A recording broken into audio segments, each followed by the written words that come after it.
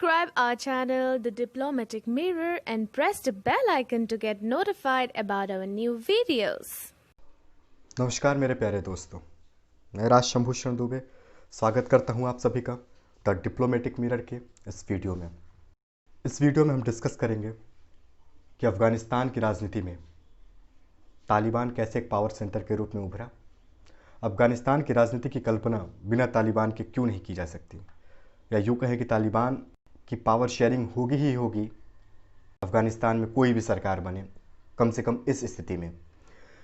ये टॉपिक हमारे GS second paper के लिए, यूपीएससी जीएस सेकंड पेपर के लिए, India and world international relation के सेक्शन के लिए काफ़ी ज़्यादा इंपॉर्टेंट है। इस वीडियो को हम दो भागों में डिस्कस करेंगे। पहले भाग में तालिबान कैसे पावर सेंटर बना अफ़गानिस्तान की पॉलिटिक्स में, और दूसरे भाग में भारत और अफ़गानिस्तान के बीच के रिश्तों के बारे में, अफ़गानिस्तान क्यों इंपॉर्टेंट है भारत के लिए और तालिबान का एंगल क्या है। इसके साथ ही हर महाद्वीपों की खबर के लिए, हर कंटिनेंट की खबर के लिए, लगातार अपडेट के लिए आप हमारे सोशल मीडिया हैंडल फेसबुक और इंस्टाग्राम से जुड़ सकते हैं। इनके लिंक डिस्क्रिप्शन बॉक्स में नीचे लिखे हुए हैं। आइए दोस्तों, ये वीडियो शुरू करते हैं। जब हम अफगानिस्तान की बात करते हैं इस समय के सीनेरियो में, तो हम तालिबान की बात करनी पड़ेगी। देखिए, अफगानिस्तान एक ऐसा भूखंड है, एक ऐसा देश है जिस पर आक्रमण करना तो काफ़ी आसान है, लेकिन उसे जीतना काफ़ी मुश्किल, और उसे जीत भी गए तो उस पर रूल करना उससे भी ज़्यादा मुश्किल। तो हम तालिबान के पहले के अफगानिस्तान की बात करते हैं और बात शुरू करते हैं सेकेंड एंग्लो अफगान वार से, जो ब्रिटिशर्स और अफगानी ट्राइब्स के बीच हुआ था, जिसमें ब्रिटिश जीते थे और उन्होंने अफगानिस्तान को कैप्चर किया था। लेकिन पहले वर्ल्ड वॉर के बाद ब्रिटिश ने ये सोचा कि अफगानिस्तान को हम आज़ाद करते हैं, और अफगानिस्तान में उसके बाद से मोनार्की आई, और उसके बाद सत्ता के केंद्र में आए जाहिर शाह साहब।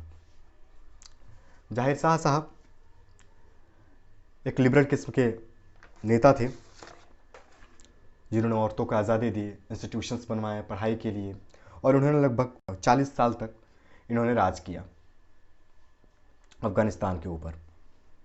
इसके बाद 1973 में PDPA, people democratic party of Afghanistan, जो कम्युनिस्ट पार्टी थी, उसकी मदद से जाहिर शाह साहब के कज़िन मोहम्मद दाऊद गद्दी पे आए, और मोहम्मद दाऊद के गद्दी पे आने के बाद 6 साल वो गद्दी पर रहे। उसके बाद उनका तख्ता पलट हो गया। जब तख्ता पलट हुआ तो पीडीपीए की सरकार आ गई, सोवियत यूएसएसआर, उस समय की यूएसएसआर की मदद से। चूँकि पीडीपीए एक पॉलिटिकल पार्टी थी, कम्युनिस्ट पार्टी थी, तो अंदर उनके अंतर्कलह शुरू हो गया, सत्ता का विरोध होने लगा, सबको सत्ता चाहिए थी। उस विरोध के नाते काफ़ी ज़्यादा जो है अस्थिरता बढ़ गई, और ये एक समय मिला सोवियत यूनियन को इंटरवेंट करने का अफ़गानिस्तान में। और उसी समय 1978 से 89 तक सोवियत अफगान वार हुआ। आप ये देख सकते हैं राइट कॉर्नर में ऊपर, Soviet army during operation cyclone. उस समय ये सोवियत यूनियन जो है अफगानिस्तान में घुस रही है, और उसी सोवियत अफगानिस्तान वार के दौरान ये एक तालिबानी मुजाहिद है जो सोवियत इंटरवेंशन के खिलाफ लड़ाई कर रहे हैं। अब यहाँ पे हमें ये एंगल सुनना पड़ेगा कि अफगानिस्तान में पीडीपी की मदद से जाहिर शाह साहब की सरकार गई, तख्ता पलट हुआ मोहम्मद दाऊद का, उसके बाद यूएसएसआर का जो है इंटरवेंशन हुआ। उसके बाद एक ऐसा आया कि सोवियत अफगान वार हुआ, मतलब 10 साल तक अफगानिस्तान में वार होता रहा। अब आइए देखते हैं कि तालिबान कैसे नस्र हुआ, तालिबान कैसे बना। अब जब 10 साल का युद्ध था, तो सोवियत जो कम्युनिस्ट विचारधारा पे थे, उनका ये मानना था कि धर्म नाम की कोई चीज़ नहीं होती। आप वो फेमस कोट याद करिए कार्ल मार्क्स का, जो कहते थे कि रिलीजन इज़ लाइक ओफियम, धर्म अफीम के समान है। चूँकि साउथ एशिया के कॉन्टेस्ट में और मुस्लिम देशों के कॉन्टेस्ट में धर्म का बहुत ज़्यादा महत्व होता है, लेकिन यहाँ पे ऐसा कुछ नहीं था। इन्होंने कहा, सोवियत यूनियन ये एजेंडा चला रही थी कि धर्म कोई नहीं है। अब इसी दौरान जो दूसरे मुजाहिद थे,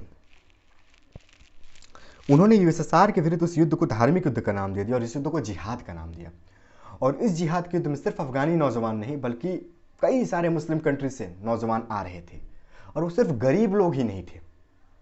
आप याद करिए, सऊदी के सबसे बड़े फैमिली में का भी एक लड़का आया था, उसामा बिन लादेन। पहले उसामा था, फिर बाद में उसामा बिन लादेन बना। तो एक धार्मिक युद्ध की तरह हो गई, पूरे जगहों से, पूरी दुनिया से लोग लड़ा के आ रहे थे यूएसएसआर के विरुद्ध युद्ध लड़ने। और एक चीज़ भूलने वाली नहीं है, अफगानिस्तान की ज्योग्राफी ऐसी है कि आप शहरों पे तो काबिज हो सकते हैं, लेकिन गाँव पे नहीं। उसकी ज्योग्राफी ऐसी है, पहाड़ी ज्योग्राफी। तो यूएसएसआर जो है उस 10 साल में शहरों पे काबिज हो गया, लेकिन गाँव पे नहीं, और ये मुजाहिदों का अड्डा गाँव ही था। अब तालिबान कैसे पला पोसा? जब यही मुजाहिद लड़ रहे थे यूएसएसआर के विरुद्ध में, तो कई सारे लैंडलॉर्ड थे वहाँ पे, कई सारे ग्रुप्स थे, जिसमें अलकायदा, तालिबान मजबूत ग्रुप के रूप में उभरे। वहाँ पे मुजाहिदों की मदद कर रहे थे। यूएसए मदद कर रहा था, पाक मदद कर रहा था, सऊदी मदद कर रहा था, टर्की मदद कर रहा था, चाइना मदद कर रहा था। चाइना के मदद करने का कारण था कि 70 के दशक में चाइना और रशिया की नहीं बनती थी। टर्की और सऊदी मुस्लिम होने के नाते मदद कर रहे थे। पाकिस्तान को ये डर था, क्योंकि उस समय यूएसएसआर तो यूनाइटेड यूएसएसआर था, उसमें कजाकिस्तान जो सेंट्रल एशियन कंट्री है वो यूएसएसआर के साथ थे। तो आज इंटरवेंट किया है अफगानिस्तान पे, कल को मेरे ऊपर नहीं इंटरवेंट कर दे, ये पाकिस्तान को डर सता रहा था। पाकिस्तान इसलिए उनकी मदद कर रहा था, तालिबान की या फिर यूँ कहें मुजाहिदों की। और शीत युद्ध का समय था, तो जहाँ यूएसएसआर रहेगी जिसकी तरफ, उसके विरुद्ध में अमेरिका रहेगा, तो अमेरिका का मदद करना मुजाहिदों को एक वाजिब था। और अमेरिका डायरेक्ट कोई मदद नहीं करता था, अमेरिका जो है पीछे से मदद करता था। अमेरिका मदद करता था, उन्हें डिलीवर करता था आर्म एंड एम्यूनेशन और मुजाहिदों को, और पाकिस्तान के थ्रू, वो भी कराची से। वो एक दौर ऐसा था 90 का, 89 से 78, 89 से 79 से 89 तक का, कि कराची सबसे खतरनाक शहरों में से एक बना गया था इस पूरी का। आप देख सकते हैं यहाँ पे मुजाहिदों की प्रॉपर प्रेस कॉन्फ्रेंस हो रही है, जनरल परवेज मुशर्रफ साहब मिल रहे हैं इनसे। तो ऐसी बात नहीं कि ये कोई छोटे मोटे लोग थे, इनकी पकड़ बिल्कुल ऊपर तक थी। एक बड़ा ही फेमस उस समय रीगन थे, रोनाल्ड रीगन प्रेसिडेंट थे। मैंने यहाँ पे वो नहीं डाला फेमस पिक कि रोनाल्ड रीगन इन लोगों से मिल रहे हैं जो ये लैंडलॉर्ड्स हैं। अब जब ये नर्सरी हुआ, यूएसएसआर को वापस जाना पड़ा। अब जब यूएसएसआर वापस गया, तो जो ये लैंडलॉर्ड बड़े बड़े उभरे थे ये ग्रुप, उनमें आपस में लड़ाइयाँ होने लगी कि अफगानिस्तान की सत्ता पे काबिज कौन होगा। और जब लड़ाइयाँ होने लगी तो उनके बीच में फिर जो है एक समझौता हुआ कि हम एक मिलीजुली सरकार बनाते हैं, लेकिन ये सफल नहीं हुआ। और 1989 से लेकर 96 तक का युद्ध जो अफगान के सिविल वार में बदल गया। सिविल वार हुआ 6-7 साल, जिसमें लाखों लोग मरे, बिल्कुल अस्थिरता बनी, दूसरे देशों ने फायदा भी उठाया। और इसमें एक और घटना ये घट गई कि अमेरिका वापस चला गया। अमेरिका का हित पूरा हो गया था, शीत युद्ध खत्म हो चुका था, अमेरिका को एक तरफा विजय मिली, अमेरिका एक सुपर पावर के रूप में उभरा। तो अमेरिका को अब इस चीज़ से मतलब नहीं था कि अफगान की घरेलू राजनीति में क्या हो रहा है। हालांकि इससे इन लैंडलॉर्ड्स के बीच में गुस्सा भी हुआ, तालिबान, अलकायदा, ये सारे गुस्से। और उन गुस्सों का फर्क आप देखेंगे कि अलकायदा द्वारा किया गया तो 9/11 का हमला वो पहला हमला नहीं था अमेरिका के। इसके पहले वो अफ्रीका में कई दूतावासों पे हमला कर चुका था, वर्ल्ड ट्रेड सेंटर पे एक बार पहले ही हमला कर चुका था 90 के दशक में। तो कहीं ना कहीं ये एक दौर चला उसी नफरत का, क्योंकि इन्होंने बिल्कुल मझधार में आपको छोड़ दिया, मझधार में इन्हें छोड़ दिया इन लैंडलॉर्ड्स को। तालिबान मुल्ला उमर के नेतृत्व में गठित हुआ और कुछ ही दिनों में नौजवानों की फौज हो गई और अंततः 96 में जो है सत्ता पे काबिज हुआ और नाम दिया गया इस्लामिक एमिरेट्स ऑफ अफगानिस्तान। तो 1996 से 2001 तक तालिबान का रूल रहा। तालिबान का रूल शरिया पे आधारित था। औरतों की ज़िंदगी काफ़ी एक बंद कमरे में कैद कर दी गई, उन्हें कहीं बाहर नहीं जाने दिया जाता था, उन्हें श्रृंगार नहीं करने दिया जाता था, एक तरीके का गुलाम बना के रख दिया गया। और पूरा का पूरा रूल जो है, शिया मुसलमानों को कहा जाता है तो सुन्नी बनो, है तो मरने के लिए तैयार हो जाओ अल्पसंख्यकों पे। तो पूरी की पूरी तरह से एक कंजर्वेटिव माइंडसेट में एक बड़ा ही जो है एक ऐसा माहौल बन गया था जहां दमघोटू माहौल बन गया था। तालिबान का जो रूल था, सारे कुछ ठीक चल रहे थे, अमेरिका का कोई मतलब नहीं था। लेकिन इसी बीच एक गलती कर दी उसामा बिन लादेन ने। उसामा बिन लादेन पहले 2-3 गलतियां कर चुका था, लेकिन उतना फर्क नहीं पड़ा था। हाँ, उसके पीछे FBI लग चुका था, लेकिन एक मेजर गलती कर दी उन्होंने। 9/11 वर्ल्ड ट्रेड सेंटर पे हमला कर दिया, इसमें 3000 लोग के करीब मारे गए। वहां से यूएस ने कहा कि अब तालिबान से कहा, जब इंक्वायरी हुई तो पता चला, उस समय का एक फेमस भाषण आपको जॉर्ज W. बुश का याद होगा कि या तो आप मेरे साथ हैं, उन्होंने दुनिया से कहा, या तो आप मेरे साथ हैं, अमेरिका के साथ हैं, या तो अमेरिका के विरुद्ध हैं।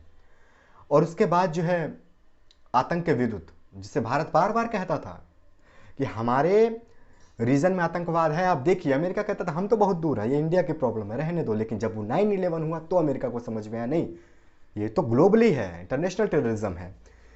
तब अफगानिस्तान को पे तालिबान का रूल था। अमेरिका को पता चला कि उसामा बिन लादेन जो है तालिबान में है, तालिबान के रूल वाले अफगानिस्तान में है। यूएसए ने कहा तालिबान से कि आप मुझे उसामा बिन लादेन दे दो, इन्होंने मना कर दिया। वहाँ शुरू होता है यूएस तालिबान का टेंशन, और वहाँ ऑपरेशन एंड्यूरिंग फ्रीडम शुरू होता है अक्टूबर 2001 से 2014 तक। इस दौरान नेक टू नेक फाइट हुई, यूएस का कम्बैट मिशन चला, काफ़ी ज़्यादा नुकसान अलकायदा को हुआ, काफ़ी ज़्यादा नुकसान तालिबान को हुआ, काफ़ी ज़्यादा नुकसान नाटो अमेरिकन सैनिकों को भी हुआ। चूँकि ज्योग्राफी ऐसी थी, फिर मैं याद दिलाना चाहता हूँ, अफगानिस्तान एक ऐसी ज्योग्राफी, ऐसा देश, आप शहरों पे तो काबिज हो सकते हैं लेकिन गाँव पर आप नहीं काबिज हो सकते।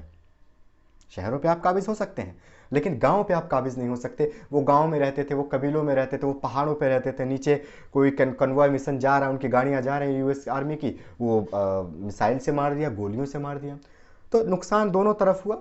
अंततः 2001 में एबोटाबाद में ओसामा बिन लादेन मारा गया, जो पाकिस्तान में था। इसके बाद 2014 से ऑपरेशन रिजोल्यूट सपोर्ट शुरू होता है। उसमें नेक टू नेक फाइट नहीं होगी, कॉम्बैट मिशन पे नहीं होगी यूएस आर्मी, नाटो की फोर्सेज, लेकिन वो यूएस आर्मी स्वयं, नाटो की फोर्सेज खुद अफगानिस्तान की आर्मी को ट्रेंड करेगी, उन्हें सिखाएगी, उन्हें रिजोल्यूट सपोर्ट प्रोवाइड करेगी अफगान आर्मी को। ये दो फेमस तस्वीरें हैं, एक बुक है टिम रिप्ले की ऑपरेशन इंड्योरिंग फ्रीडम पे, और रिजोल्यूट सपोर्ट का क्या है, कैसे इंटरनेशनल इफेक्ट जो है, एफर्ट जो है परिणाम स्वरूप आए, आप देख सकते हैं। अब इसमें एक बड़ा ही ट्विस्ट आता है कि जब 2014 में इन्होंने ऑपरेशन रिजोल्यूट सपोर्ट शुरू किया तो वो एक तालिबान को एक मौका मिल गया, एक मोमेंटम गेन करने का अपना। अब मोमेंटम गेन करने को मिल गया क्योंकि ये हुआ कि भाई अब यूएस तो हार गया। फिर याद कीजिए, फेमस बुक है सेथ जी जोन्स के द्वारा लिखी गई, अमेरिकन वॉर इन अफगानिस्तान पे। वहाँ पे उन्होंने अफगानिस्तान को कहा है the graveyard of empires. Afghanistan को साम्राज्यों का कब्र कहा है। कितने साम्राज्य आए, रशियन, ब्रिटिश, कहाँ कहाँ से, लेकिन कोई हमला कर दिया, रूल कर दिया, लेकिन जीत नहीं पाया। जीत भी गए तो रूल नहीं कर पाया। यही कब्रगाह साबित हुआ अमेरिका के लिए। ट्रिलियंस ऑफ डॉलर खत्म किए, बिलियंस ऑफ बिलियंस में हम बात करते हैं ना, जब डिप्लोमेसी की बात होती है, वार की बात होती है, शांति की बात होती है। अफगानिस्तान पे अमेरिका ने ट्रिलियंस ऑफ ट्रिलियंस डॉलर खत्म कर दिए लेकिन कुछ नहीं मिला।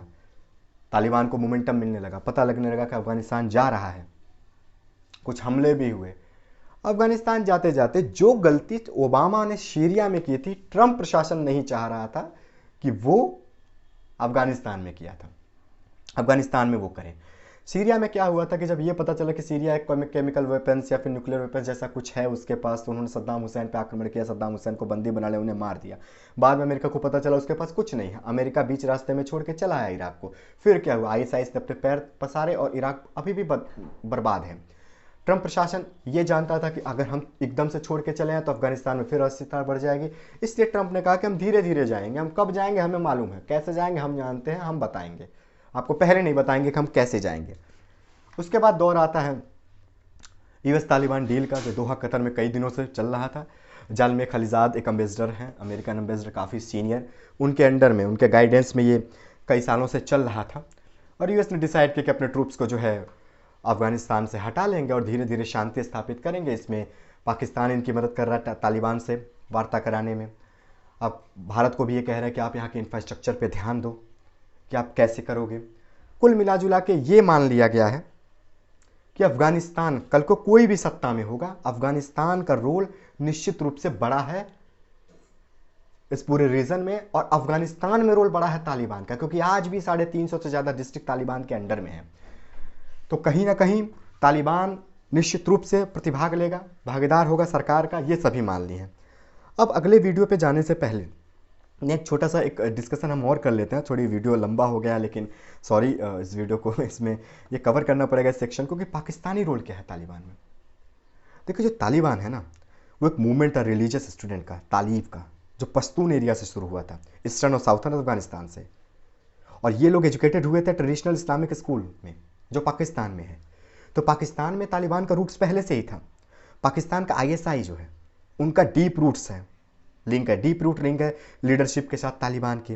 यहाँ तक कि पाकिस्तानी बेस जो हक्कानी नेटवर्क है, ये कहा जा रहा है हक्कानी नेटवर्क का बेस कैंप पाकिस्तान में, और ये कहा जा रहा है कि अगर तालिबान सत्ता में आती है तो हक्कानी नेतृत्व का सिर्फ नेतृत्व ही सत्ता का भागीदार होगा। और एक तरीके से कश्मीर का अगर इशू लिया जाए तो पाकिस्तान भी चाह रहा है कि तालिबान अफगानिस्तान से चला जाए यूएस, ताकि वो तालिबान की मदद से जो पीओके का भाग लग रहा है अफगानिस्तान में, वहाँ से डिस्टर्बेंस करे कश्मीर को, कश्मीर को जो है अनस्टेबल करे। तो पाकिस्तान का ये पूरी डील में साथ दे रहा है। यूएस तालिबान के डील में पाकिस्तान मीडिएटर है, आप देख सकते हैं इस डील में पाकिस्तान मीडिएटर है। और इमरान खान खुद गए थे दोहा कतर में। अब तालिबान का शासन आएगा, यूएस चला जाएगा, फिर क्या होगा। हालांकि कुछ दिनों पहले तालिबान का बयान आया था कि भारत कश्मीर भारत का अंदरूनी मामला है, द्विपक्षीय मामला है, हम इसमें नहीं आएंगे, लेकिन देखते हैं कि क्या होता है। अगले वीडियो में हम डिस्कस करेंगे कि भारत और अफगानिस्तान का रिश्ता, अफगानिस्तान क्यों इंपॉर्टेंट है इंडिया के लिए, तालिबान के आने के बाद भारत से क्या होगा। आपको याद होगा मास्को फॉर्मेट, जिसमें तालिबान के रूल की बात की गई, तालिबान की सहमति, तालिबान भी उसमें एक मेंबर था, भारत भी उसमें गया था, बुलावा मिला था। भारत डायरेक्ट नहीं गया था, फिर 2 एम्बेसडर को मिला था। उसके बाद मास्को फॉर्मेट के हम नेक्स्ट वीडियो में करेंगे। आशा करता हूँ आपको ये वीडियो पसंद आई होगी। जो हमसे जुड़े रहने के लिए धन्यवाद।